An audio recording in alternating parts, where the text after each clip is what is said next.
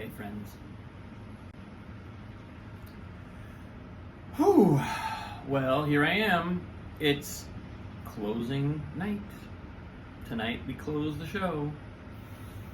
And my car's loaded up. I'm going to be heading out of here tomorrow.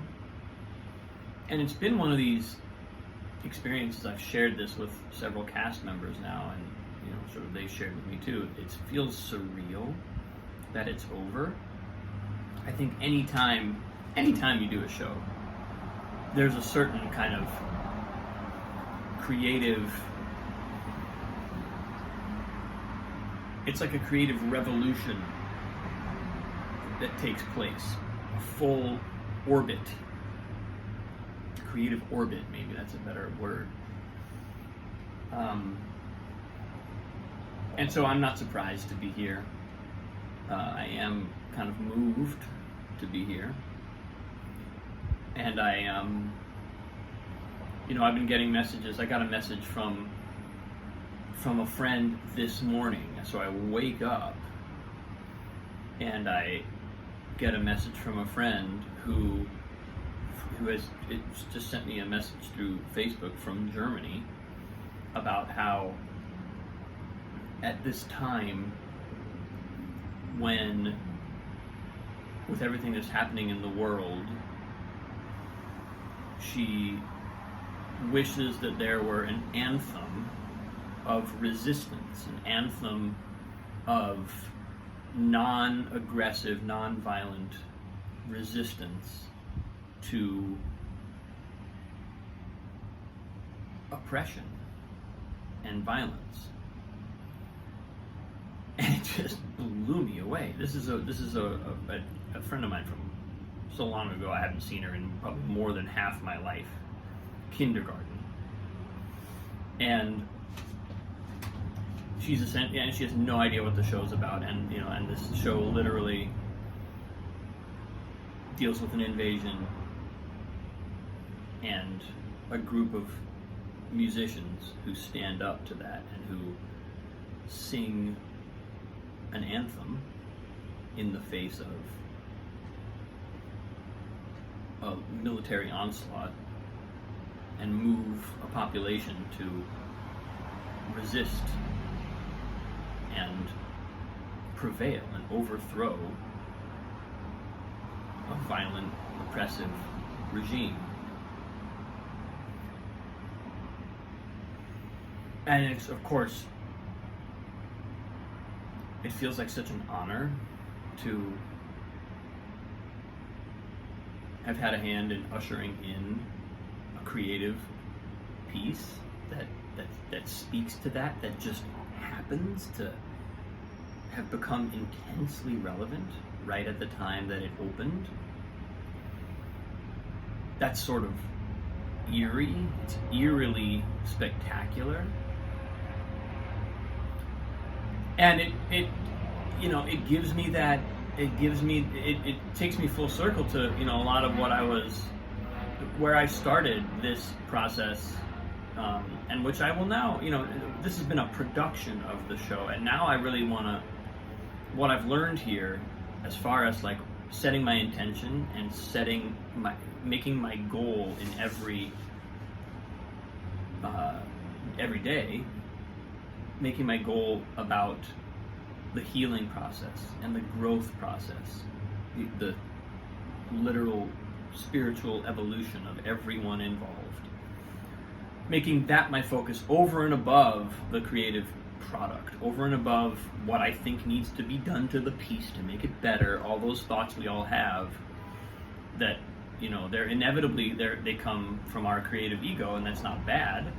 Our creative egos are ultimately that's where the rubber meets the road. That's how we make something.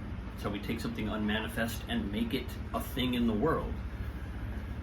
But taking my focus one step beyond that has allowed an almost magical orientation to that content, and an almost just completely out of our hands prescient relevance to speak through us.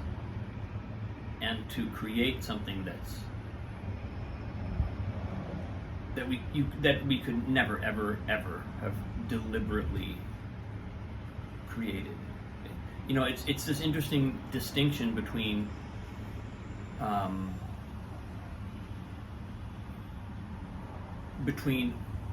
what we think we're doing and our intention. Because what we think we're doing, this is just how I define that. What I think I'm doing is always kind of something circumscribed by the momentary circumstances. So I'm looking at what's in front of me. I'm looking at the page, I'm looking at the scene, I'm looking at the song, whatever it is, and I'm just working with that material to try and make it what I think it needs to be. Keyword being think, what I think it ought to be. And that's all I can do as an artist. That's kind of all I can do. I can work with what I've got in front of me, and I can make a judgment call, I can articulate what I'm feeling and thinking. But our intention goes way beyond that. And our intention can tap into higher sources of wisdom, higher sources of, literally beyond the space-time continuum information.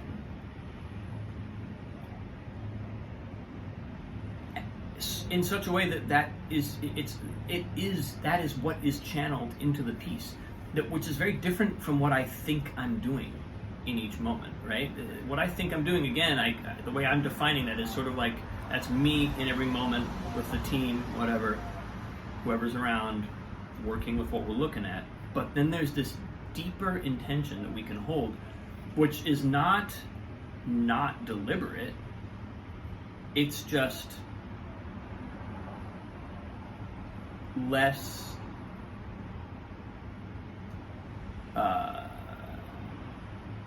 it's less specific to the moment, and it's a little bit less limited by the immediate content that we might be looking at. And so, but I have absolutely no doubt that what we created, that the reason that this piece is managing to be relevant in ways that we had never could have anticipated and could never have deliberately done, is because there is that deeper intention. There's a deeper intention to heal. There's a deeper intention to say something, to tap into what wants to be said. It's not even like I want to say something relevant. It's like being willing to listen and to trust and to let the team, because a team is kind of like it's almost like those telescopes that are made up of multiple small telescopes or satellite dishes, where it's like if you have 3 or 4 strategically placed small satellite dishes, they can equal in their receptivity, they can equal a satellite dish that's larger than all of them put together. So that's kind of what I feel like a creative team is like. We're like these modules that are in a configuration to receive what's coming through, and what we receive so vastly exceeds what certainly any one of us, but even the several of us could have ever dreamed we would receive. It's almost inconceivable, because it's simply not rational. It's not a rationally understandable thing. It's trans-rational, as Ken Wilber, our favorite philosopher, would say. It's trans-rational. It goes beyond the mind. We simply can't understand on the rational level, we can't understand what we're tapping into or how it works. But it does work, and we can trust it, and we can experience it, and we can know that it works. We can have zero doubt that it works, and we can live that and experience that. Just that the puny little mind that thinks it knows what it's doing can't capture that. It's not the domain of mind. And it's just very powerful to feel that that's what we've accomplished here. And it's very affirming, and it's very, it's humbling, because all the little momentary ways in which, you know, you get frustrated or whatever it is, you know, to be witness to the fact that the process is about something so much larger than any of those little things is humbling. It's a reminder that there's something truly profound going on, and that those momentary fixations or frustrations or those things that incline me to have an outburst, which I've been pretty good about not having, but I've certainly had the inclination, that those things are just so secondary.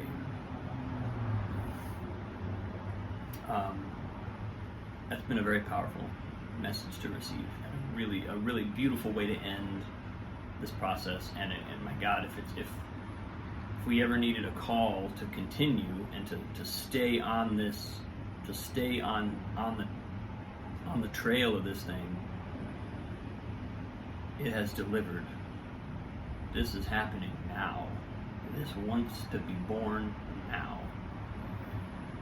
So, yeah, quite a thing. It's been wonderful to be able to share this journey with you. And again, you know, like I say this so often, but I never cease to be amazed by how these moments of reflection, these moments where I take the time to articulate what's happening, it's almost like that's where the wisdom is. That's how the wisdom is allowed to be received. That's when I turn on my own antenna and receive what's really happening, as opposed to be caught up in the flow of it, which is, again, there's nothing wrong with that, but I'm just finding it incredibly valuable to download in this way and to know that it's being received and engaged with in a conversation. It's giving me a doorway into wisdom that's just incredible. It's incredible to feel like I'm accessing that. So, thank you.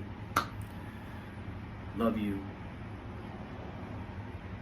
I'm going to do one more video post tomorrow from this Houston home that I've had for the last 9 weeks. And then I will be on the road. I'll be driving back across the country to New Mexico to see my daughter and my wife. Can't wait. Love you.